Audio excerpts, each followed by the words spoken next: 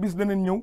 ñëw ci diglukat yi ndax itam dañuy wax ne ki yuuxu ku ne ki ko wàllu la bëgg te ki wax tamit ki ko diglu la bëgg kon ñi nga xamante ne dañoo safoo kuréel war nañoo ànd ak ñoom ci ab émission kon mbokk yi yéen ñi nga xamante ne baaxoo ngeen di ànd ak ñun ci li nga xamante ne mooy defar baat tey jii nag liñ leen indi rek mooy li nga xam ne mooy yàq baat bala ngay jàng ndax ku wax defar ku ne wax yàq mbokk yi yéen ñi nga xamante ne yéen a ngi jàng na ngeen wattu bala ngeen di jàng di yëy lu mel ne gerte gu ñorut wala ngeen di yëy lu mel ne gerte caaf maanaam jëmmi gerte rek ngeen wattandikoo yéen ñi nga xamante ne war ngeen a jàng itam mbokk yi ñi ngi leen di wax ngeen maytandiku lu mel ne diw